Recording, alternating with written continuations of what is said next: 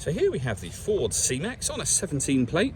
I'm going to start off by showing you around the outside of the car, and then we'll hop in and run through some controls on the inside. But from the outside, you can see it's a 5-door car with alloy wheels and tinted windows. Let's start off inside the boot and then work our way around the rest of the car from there. So as we approach the back of the car, you can see we have reversing sensors, plenty of boot space as well, along with those 3 individually folding rear seats should you wish to increase this space even further. Okay, so we're just going to work our way back round to the front of the car and then we'll hop in and run through some controls on the inside. But now that we've done a full circle of it, you can see it's in excellent condition the whole way round. Just briefly before we climb in, I think it's well worth seeing the interior from this exterior point of view. There's plenty to run through on the dashboard, so let's hop in and we'll do that right now.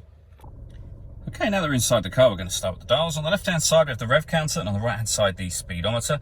In the middle at the bottom, we have the fuel gauge and coolant temperature gauges, and above that, you can see the total miles for the car, which is 16,237.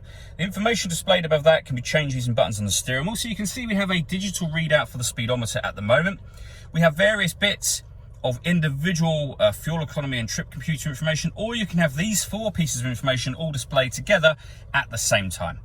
If we back out to the steering wheel, on the left-hand side are the buttons I was using to go through those various options just a moment ago. And on the right-hand side, we have stereo and phone controls, including voice activation for the phone just there. You can only use those phone controls after such time as you paired your phone up, which is done over on the touchscreen just here. Hit pair phone.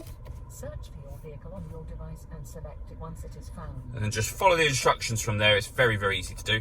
This car's also got satellite navigation.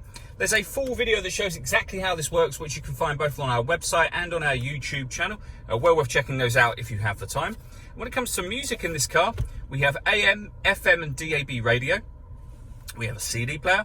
We have Bluetooth audio, so once you pair your phone, not only can you make and receive phone calls, but you'll also be able to stream your music wirelessly as well. And on top of that, this car has got 2 separate USB inputs, so if you plug devices into those, they will appear up here as further options for you. Working our way down, we have the main volume for the stereo. We then have air conditioning, so you can adjust the fan speed, the temperature, the direction that you'd like the air to be distributed in. This button turns the air conditioning off, in this case, back on again. We have proper heated front screen as well as the heated rear screen, of course. And underneath this, we have this button just here. This is for the stop and start. This car is designed to cut out when it's stationary in traffic to save you fuel. I've just turned the system off now.